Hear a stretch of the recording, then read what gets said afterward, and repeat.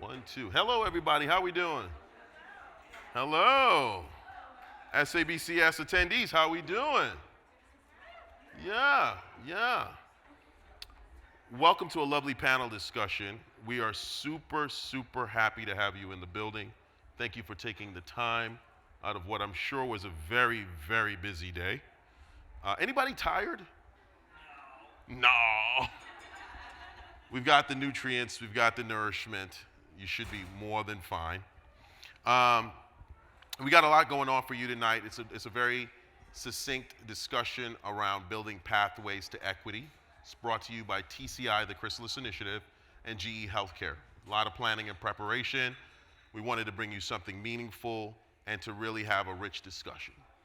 So please note that we'll hold all questions to the end of the conversation. My job, and a little bit about me, my name is Kimbo Tom. I worked with the Chrysalis Initiative in patient engagement. Now you can applaud, you can applaud. We're building a relationship here. We're building a relationship. This is good. And so I'm gonna tell you a little bit about our esteemed panelists, and we're gonna have our moderator sort of usher in the discussion. These folks are powerful in their own right. I'm honored to have them at this panel. Their stories, their involvement, their life journey hopefully serves as an inspiration to you guys and the work that you're doing, the things that you're going through in your life and on your own journeys. Without further ado, let me begin. And so our moderator for the evening is Shantae Drakeford. She is TCI advocate, lives in Washington, D.C., nurse practitioner. She's an Army wife, a farmer, a German Shepherd mama, friend to all. She was diagnosed with stage 4 metastatic breast cancer in 2015 at age 31. As her initial diagnosis, right, that was where she started, the cancer has metastasized to her lungs, hips, ribs, spine, and lymph nodes.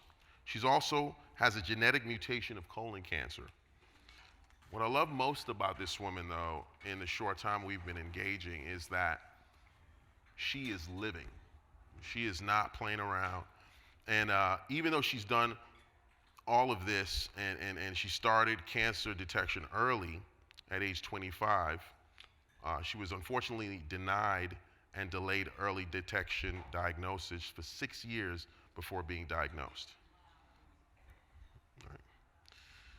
She's been surviving while living a life without fear as positively as possible. She values quality of life while spending time, her leisure moments with her high school sweetie and husband. She loves her friends. She loves snowboarding. She works around her farms. And by farm, I mean chickens, bees, ducks, growing produce, and all the in-betweens. She loves listening to music, cooking, and traveling. And her mantra is one I think I'm going to adopt. Her mantra is, enjoy life, do as much as you can until you can't. Amen to that. You're welcome on the stage.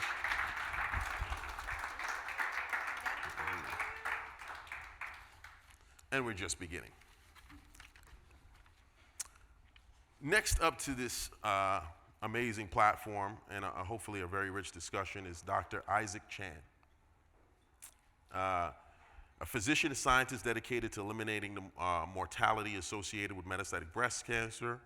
He's received his bachelor's degree in biomedical engineering at Duke University, followed by a combined MD and PhD degree at the University of North Carolina, genetics and molecular signaling. In 2020, he joined the faculty at UT Southwestern. He's an immuno-oncologist who actively sees patients with breast cancer. His research has been nationally recognized.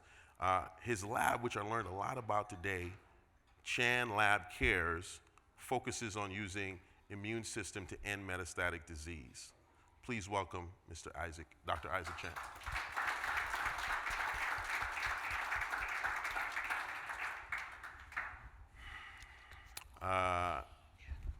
Now, if it isn't great already, let's go ahead and turn it up a notch. Dr. Miriam Lusberg, Director of Breast Center and Chief Breast Oncology at Yale University School of Medicine. Miriam is experienced breast medical oncologist with a demonstrated history of working in academic hospital and healthcare settings, skilled in translational research, clinical research, medical education, data analysis, and breast oncology, supportive care, and survivorship. Welcome, Dr. Miriam Lusberg.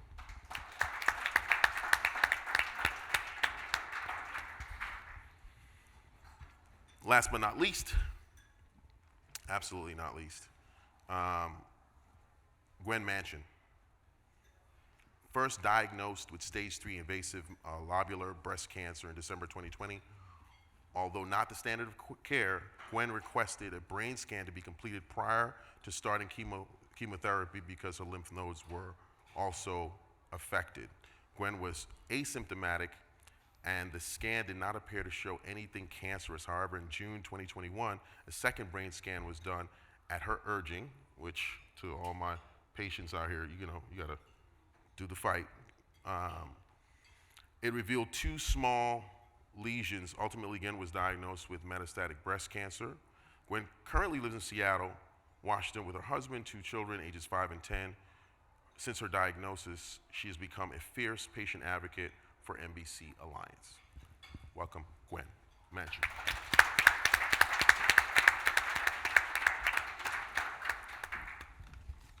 It's important to say here, as we go through this, there's a couple things I want to make sure we're clear on. One is, again, Q&A at the end, if possible. I know some of you may be passionately ready to attack and sort of get your answers to your questions, but please hold them to the very end.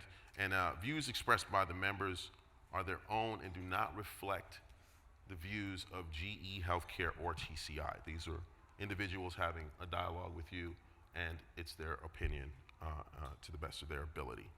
Okay? I'm gonna hand it over, Shante, and we're gonna have what I hope to be a very meaningful conversation. Thank you, Kimbo. Thank you everyone for being here. So we're just gonna have like an open discussion, and I'm just gonna start it off by speaking about the Chrysalis Initiative. If you are unfamiliar, it is a great organization. It was launched by the CEO founder, Jamil Rivers, who is also a metastatic breast cancer thriver, in 2019 with the mission. It's like a great mission. Erase the line of inequality in breast cancer, because the goal is to disrupt the outcome disparities with breast cancer so that every patient receives the care they deserve. The Chrysalis Initiative supports patients with breast cancer, also providers, by offering training, coaching, just to kind of help navigate the challenging institutional realities with evidence-based strategies. The goal is to unite and to guide the provider and the patient, whether you are newly diagnosed or you've been in it for a while, to kind of have that support and unification to help improve the practice and eradicate treatment disparities. I remember meeting Jamil, and she really wants to eradicate these disparities.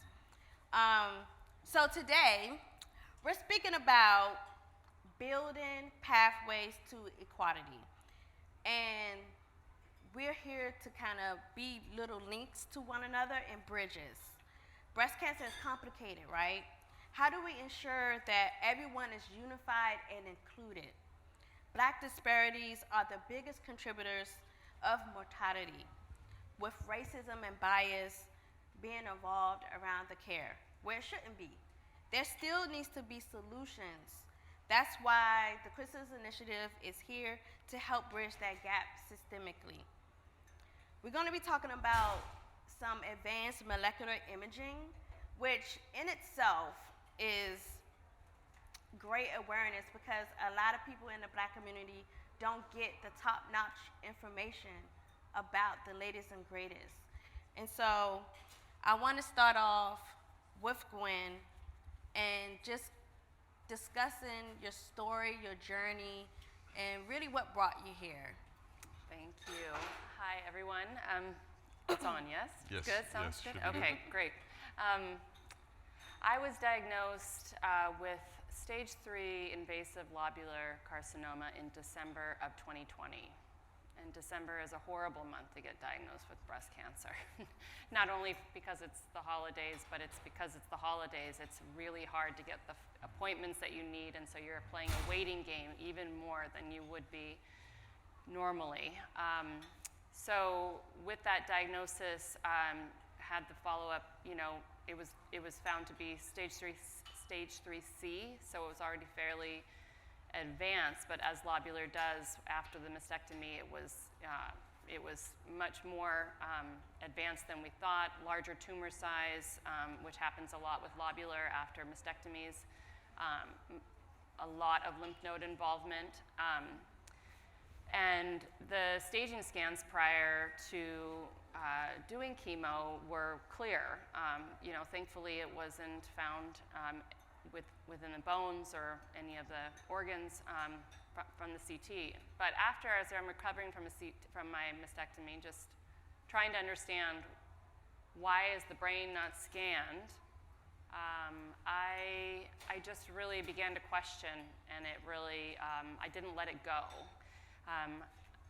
I think I'm fortunate that I don't have the story where I had to, that I was denied. I don't have that story, it's true. I had to ask a couple times. I did have to push. And I am fortunate that I didn't have to, get denied for 6 years. It's like, that's awful, and no one should have to do that. But I did have to have the voice, and they said the answer was it's a standard of care. We don't give brain scans to people that are asymptomatic. And after asking a couple times, it was due to the fact that I had almost all of my lymph nodes were found to be positive. They gave me the go-ahead to get the brain scan. And that scan showed one finding, but it was not believed to be cancer. And so we were all very relieved and continued through with chemotherapy for 6 months. And then prior to starting radiation, repeat staging scans for the body as well as the brain. And so CT came through, everything was good, bones, good. Let's do the brain scan, just knock it out, be done with it. And I mean, I was as floored as, my oncologists were as floored as I was. It was very shocking to find, I think 2 to 3 very small, like point of a pen, small metastasis in my brain. And that just started this very intense period of trying to find information about what to do. And so I would flip through magazines, read articles about people. I'd read who the article was about. I would find that person on Facebook, and I'd say, I need to talk to you right now. I was very relentless in my not only research about lobular breast cancer, about brain metastasis, about who I should go see, but I was relentless in trying to find patient advocates. And honestly, I probably didn't even know the word at that time. I was trying to find someone to, keep me afloat and find the information. And so luckily, with the help of some of those patient advocates and through some of the research, I had already set up several second and third opinions. I mean, I flew from Seattle, where I was receiving good care, but just felt very upset at I guess I skipped a little bit of the story.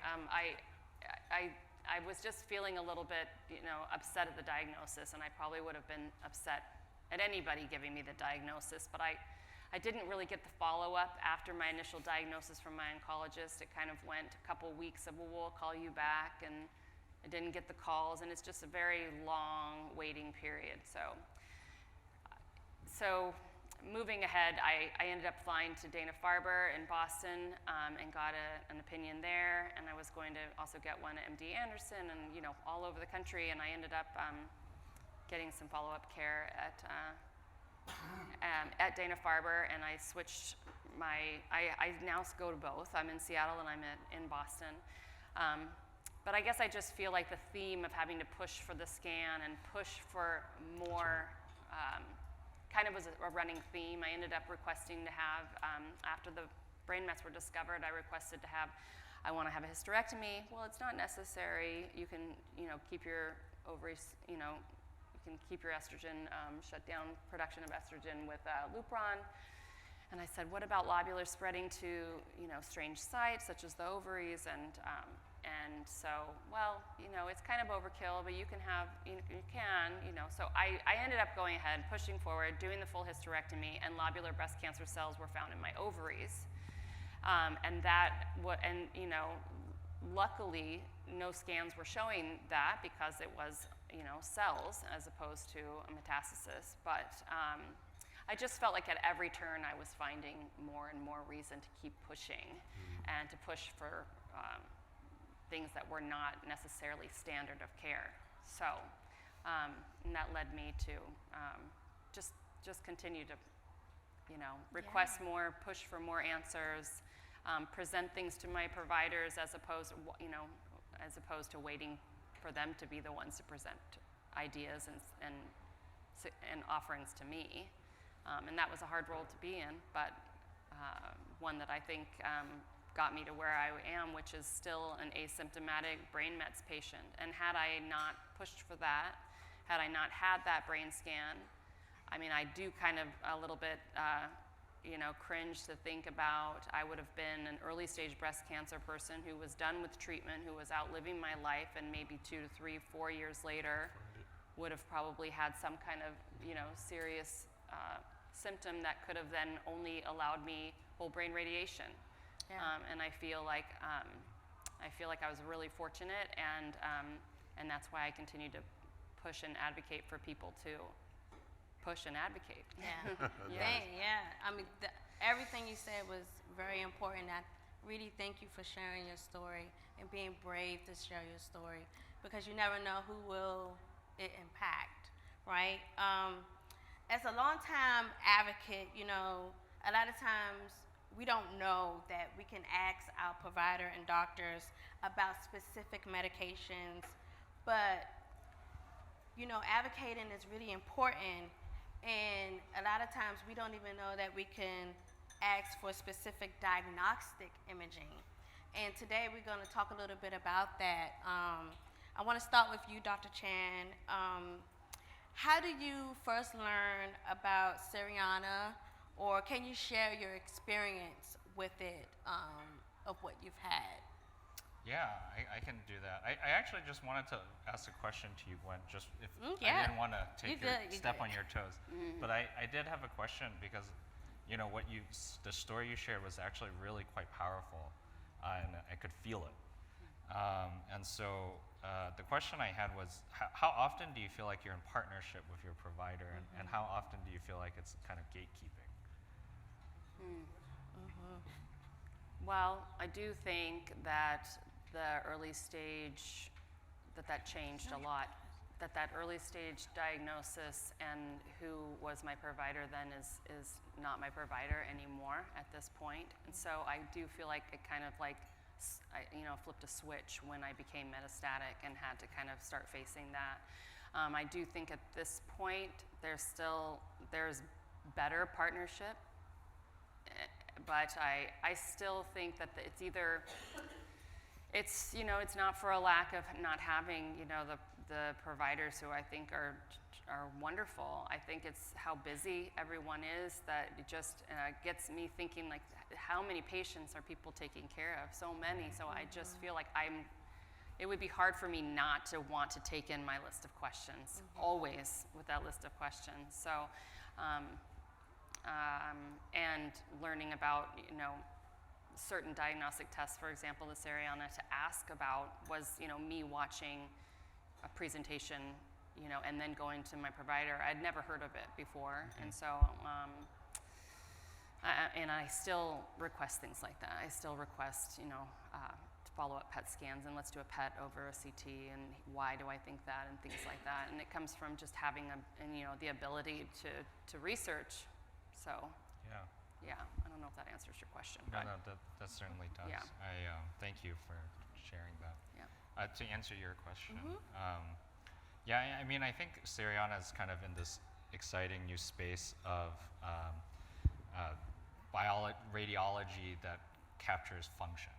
And so what I mean by that is, you have imaging. Everybody kind of is aware of all the standard imaging, X-rays, CT scan, MRI, and that really just kind of tells us surface level information about someone's a tumor, right? And so it kind of tells you how big it is or how small it is, maybe a little bit about whether there's water in it or fluid in it or not, but it doesn't really tell us function. And I think that's what Seriana, the machine, and the imaging is able to do is actually help scratch the surface of function, of tumor biology. And so for Seriana, it's specific for estrogen receptor, so there's a specific application of it, and so it's non-invasive assessment of a tumor's function. But there's a lot of exciting new areas for application of Seriana, right?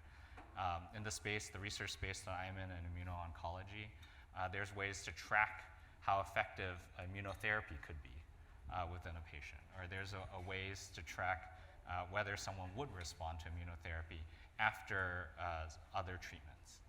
Maybe there'll be a new candidate for immunotherapy, and I think that's really exciting because before, in order for us to understand the function of a tumor, we have to take a biopsy. We have to take, and that's very invasive. And no matter how many times I'll talk to people about clinical trials, and they'll ask, how painful is the biopsy?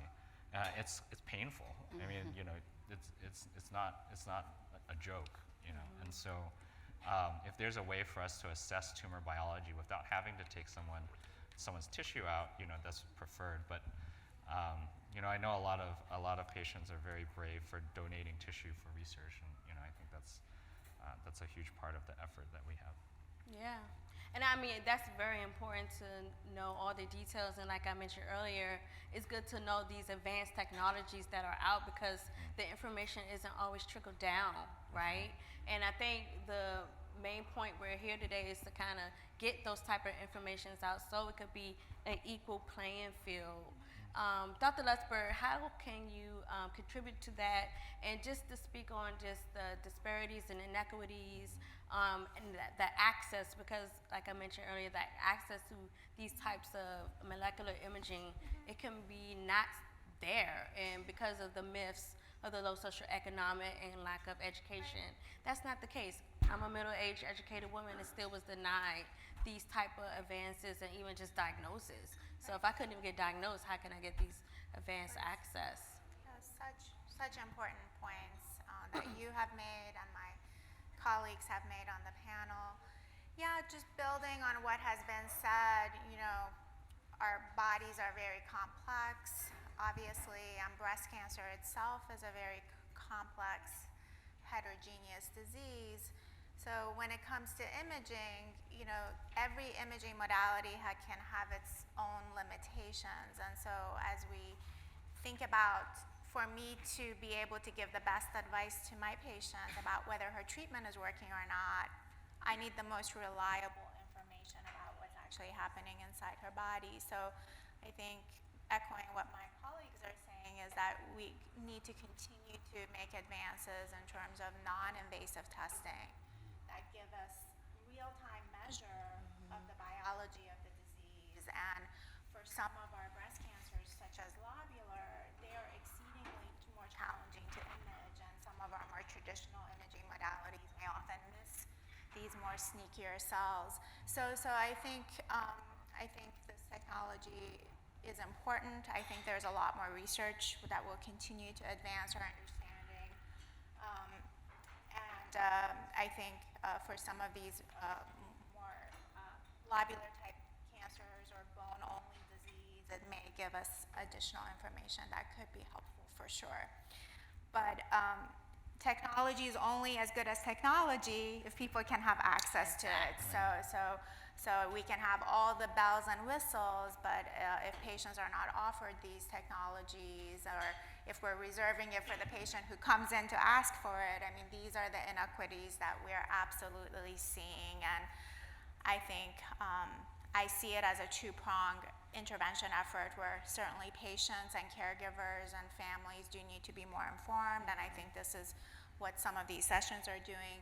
But also I think physicians, providers, healthcare teams, I think there needs to be a systematic look at our own unconscious biases that may lead to some of these disparities of certain patients being treated differently. So I think it has to, the educational efforts have to look at both camps.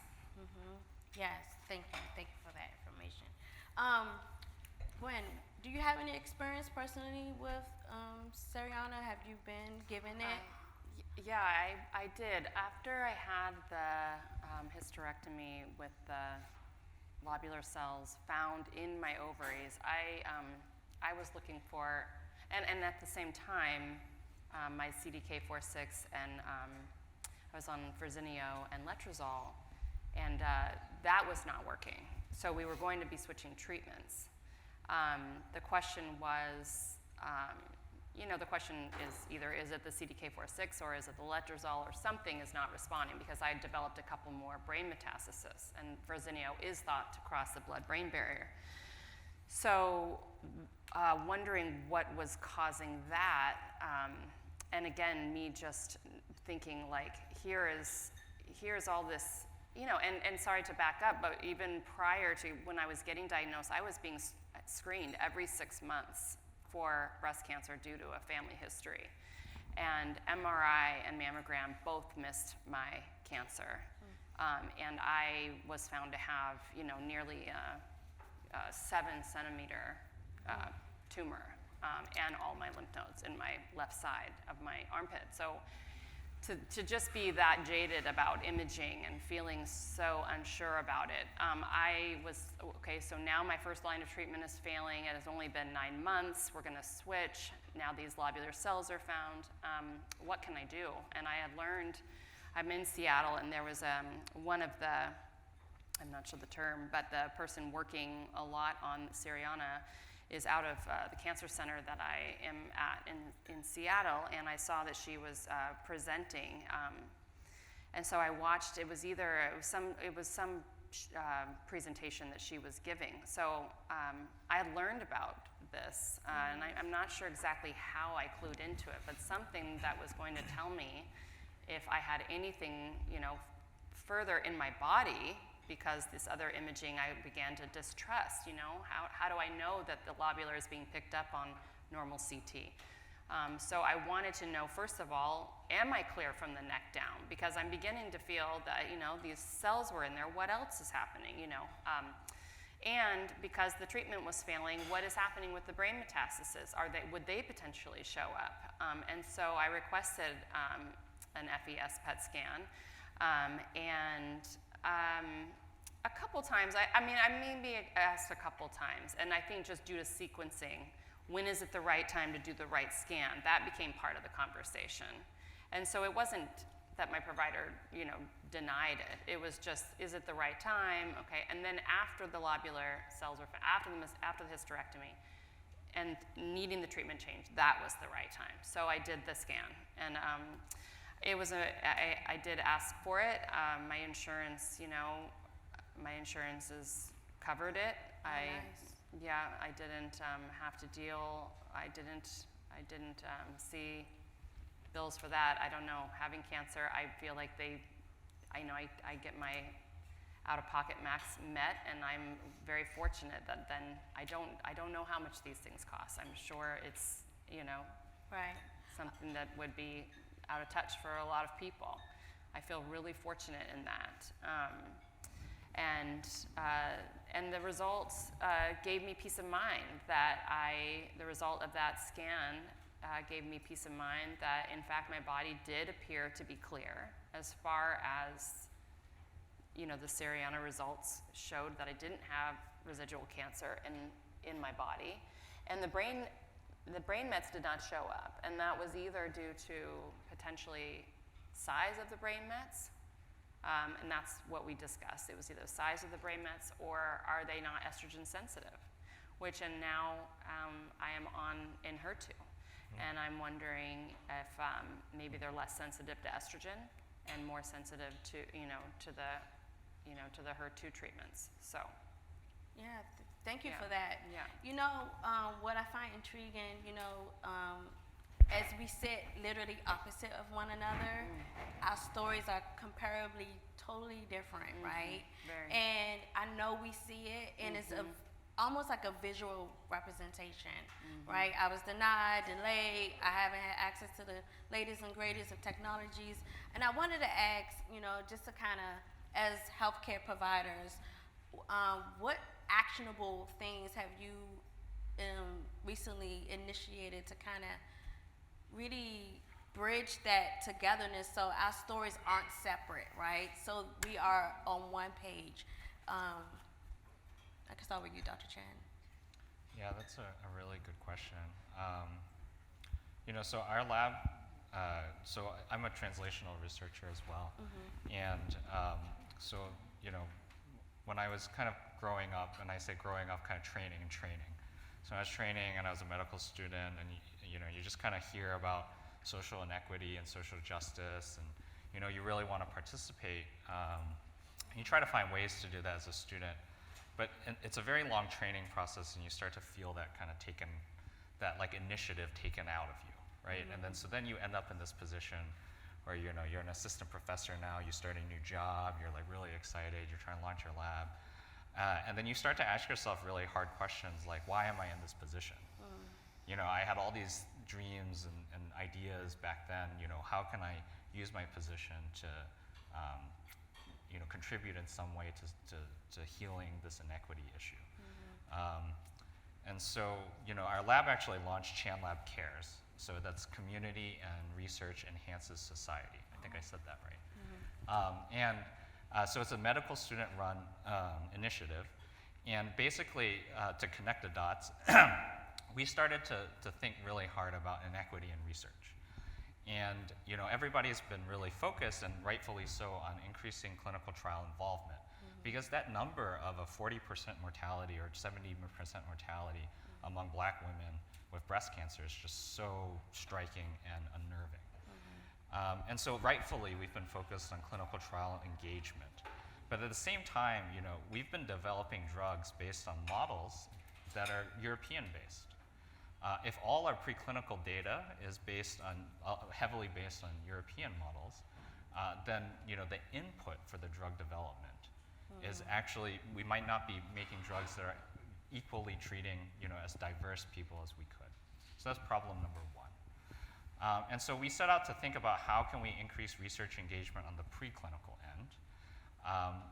So we needed to understand how to do that. And so what we did as a lab is we hosted Black community leaders in Dallas, so locally, to ask kind of what are barriers to research engagement. We just had a very good listening session and actually tried to partner with them to come up with some solutions. We also partnered with patient advocates. Nadia Smith is a patient advocate that we've been partnered with, along with Julia and Christine, to help really understand what are some barriers to research in people of color communities.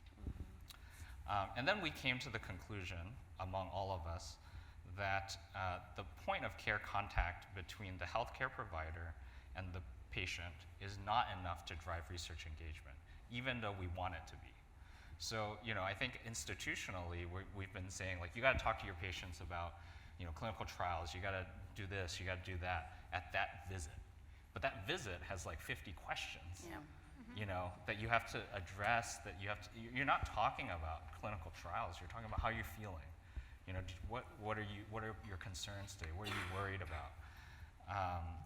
And so you really lose a lot of opportunity to improve that. And so our solution, and this was work led by Ruchita Iyer and Giselle Ewer in my lab, medical students, they went out to the community. So the Black community leaders started inviting us into their communities to host events.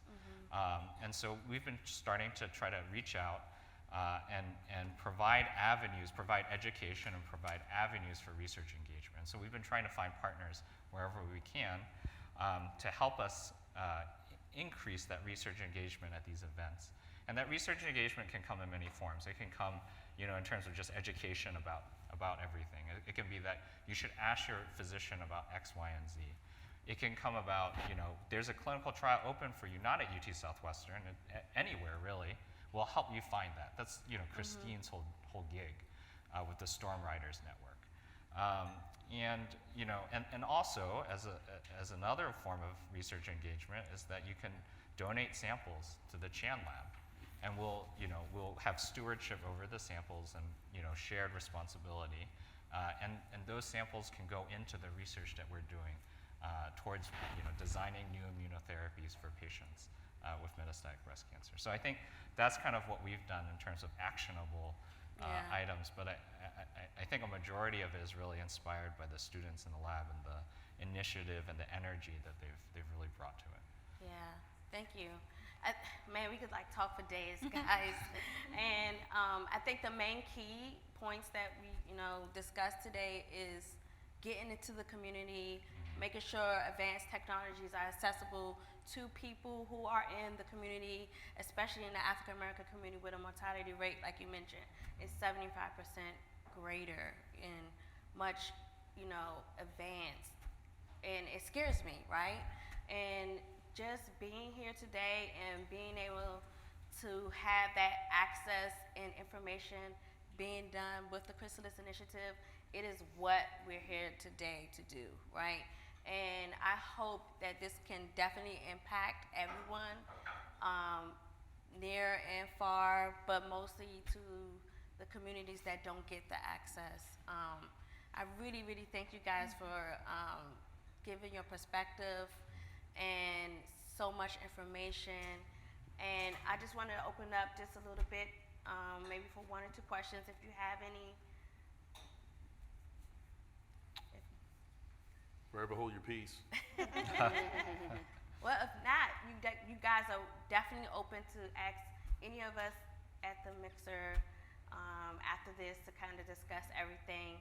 And I really, really want to thank GE Healthcare just for sponsoring this event and just giving us the opportunity, because it's not always provided. Oh, we have a question. Yes. Lots of questions.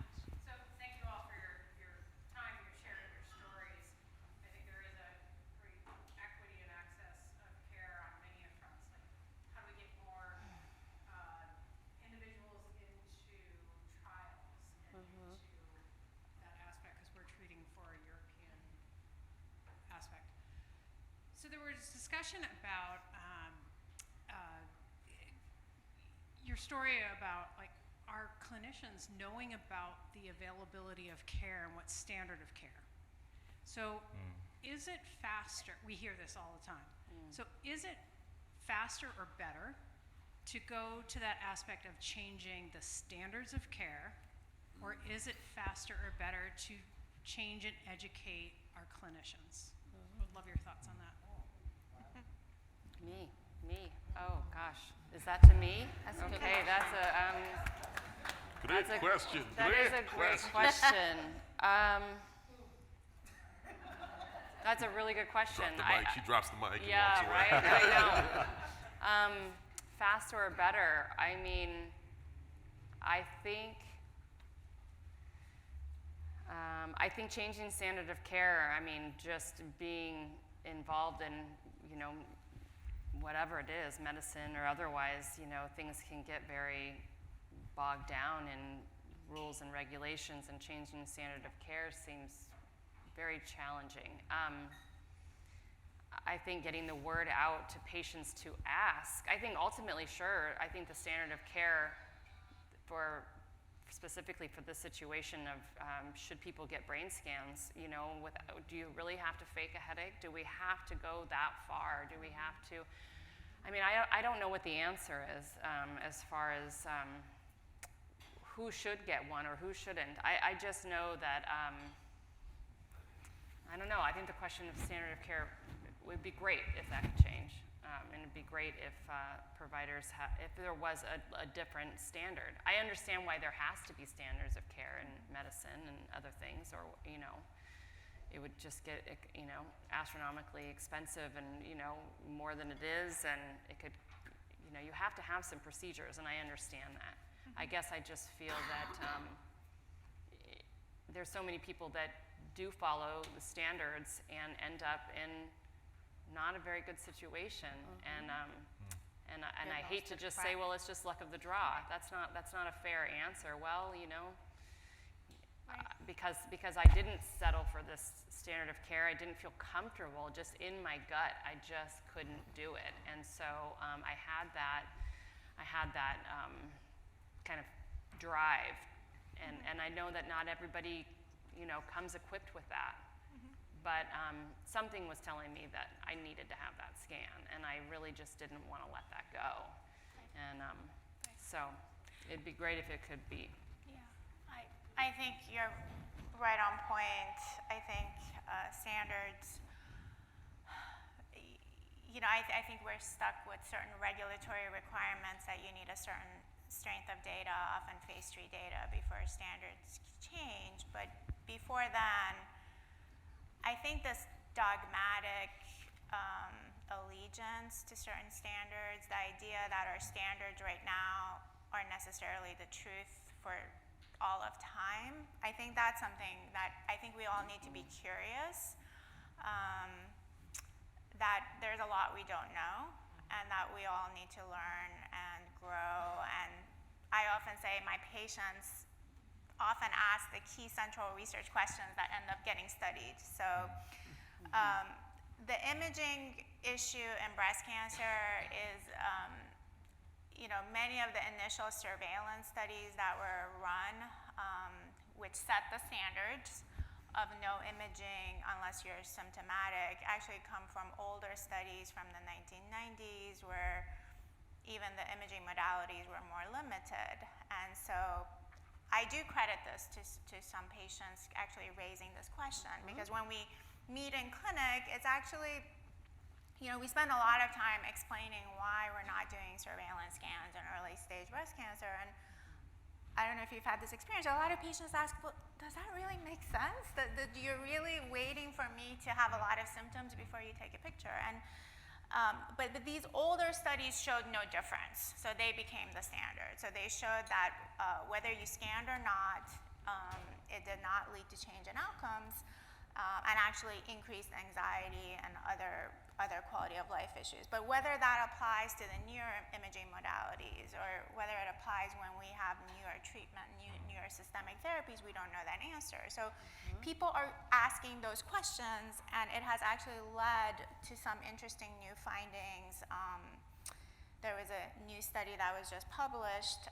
It's retrospective, but they actually went back, and it was just recently published by Caprice Greenberg's group, that when they looked at HER2 positive and triple negative breast cancers, when they looked back retrospectively in time, patients who actually got scans actually ended up doing better. But is that enough to change the standard? No. The standard police will say that's not enough. We need an actual new prospective study to set that standard.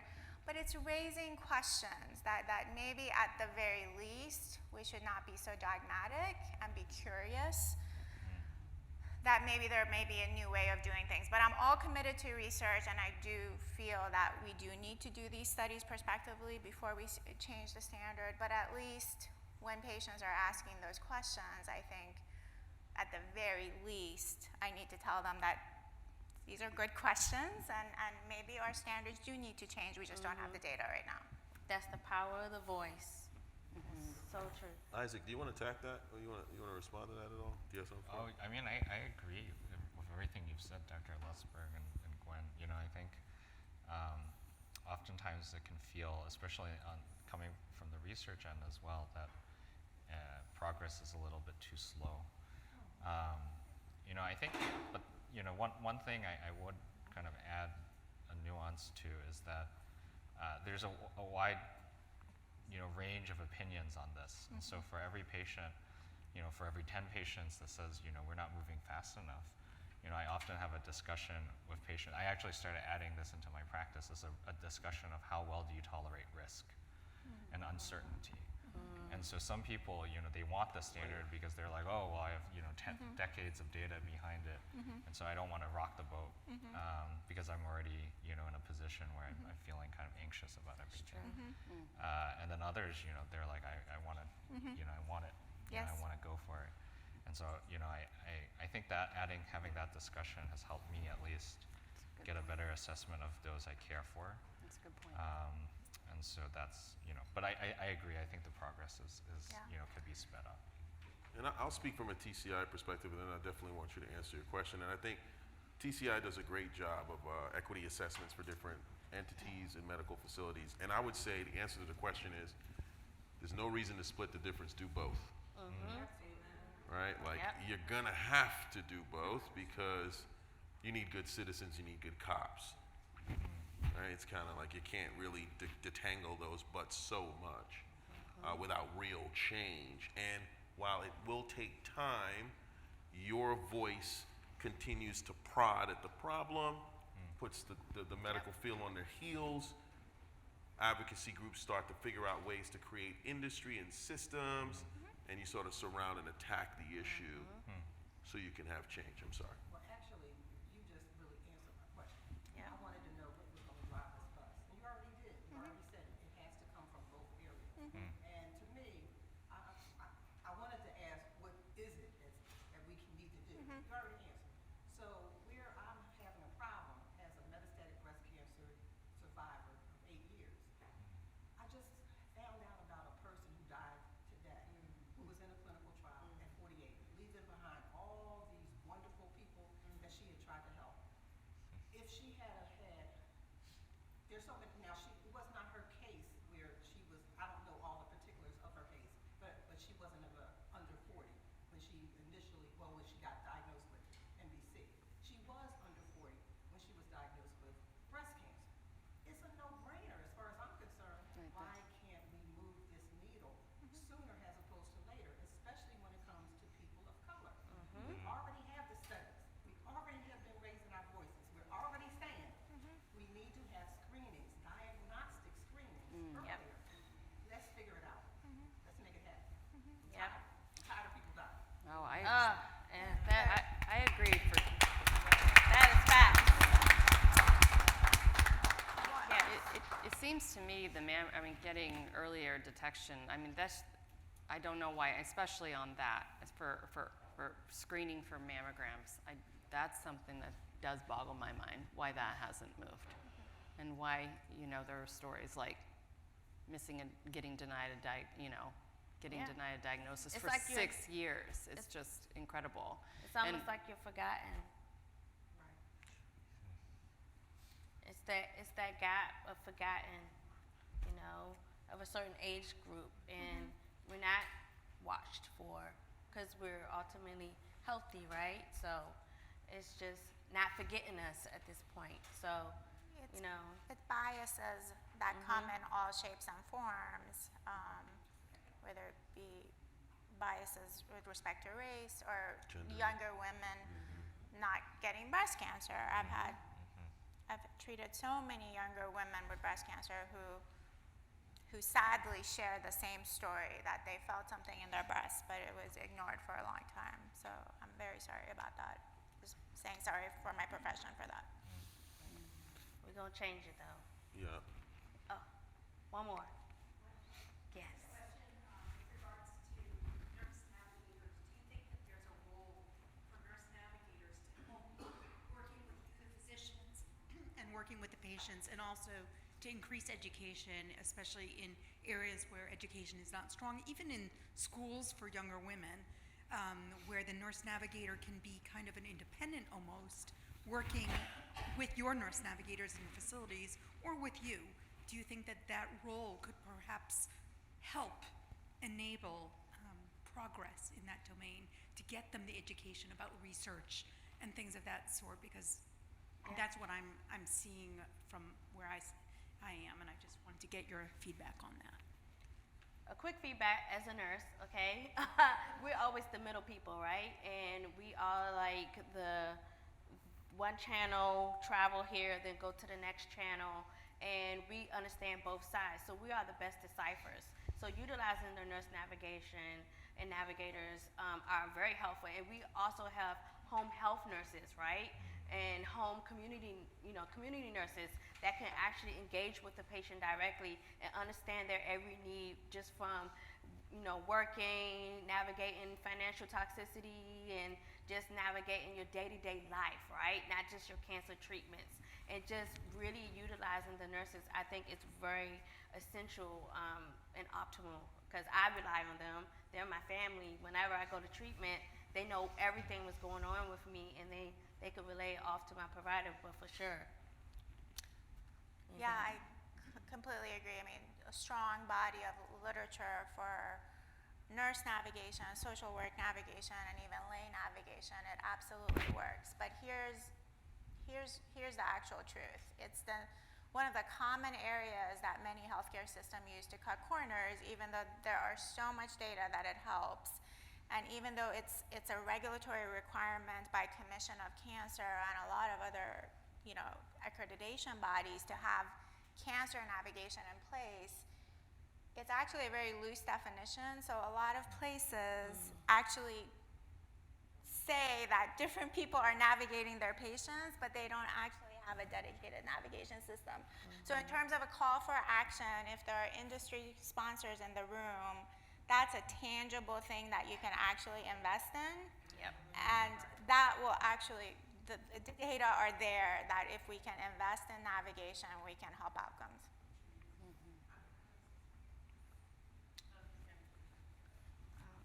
Very bad leg, so I can't get up. My name is Yvonne, and I live in Pennsylvania, and I would agree because what you just said, I think the nurses are wonderful people and they're gifted. Someone that's a nurse and they love that job, they're gifted, right? But they have a lot of nurse navigators. I had one who told me her job wasn't to navigate me, right? But somebody else told me her job was. So when I called her, here I am, a cancer patient, trying to get some navigation, stressed out, afraid, she's telling me that's not her job. So I think the lift is to really clearly define what that role is in your organizations and train them. Because I think it's, you're talking to a cancer patient and you're saying your job is not to navigate me. And that was a very difficult thing for me. Thank God I have a community here and they were able to help me and navigate me because otherwise I'd have been on my own. So I totally, Chrysalis. Yes. But so I totally agree with that really is a big lift for the industry. And that's something like the Chrysalis Initiative is doing right now. If you sign up with them, they give you that one-on-one coach. And I get resources from the Chrysalis Initiative. Not that I just help as an advocate, but as a patient. I get those resources, and it has been very vital to my life and my quality of life. It's just like that person you could just go to. They give you the financial grants that you need. Here's some more information about advanced medications. If you have a question about your treatment, here you go. Oh, you got some personal things that you're going through, I got your help, some mental health and things like that. Like, it's really, really helpful. So that's like something like right now, today, that you can definitely utilize with the Chrysalis Initiative. Oh man, this is good, guys. It's good, but I think we gotta go.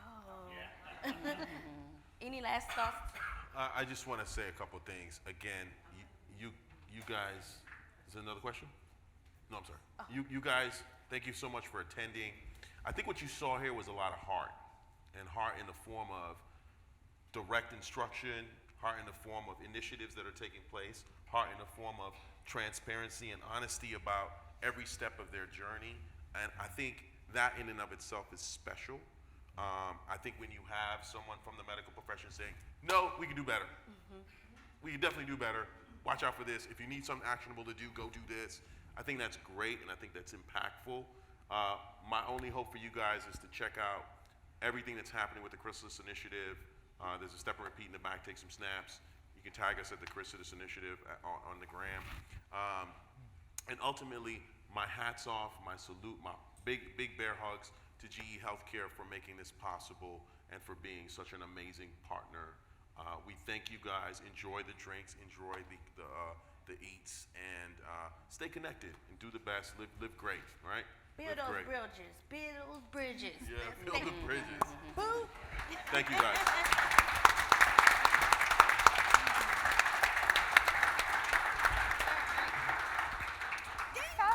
You're incredible.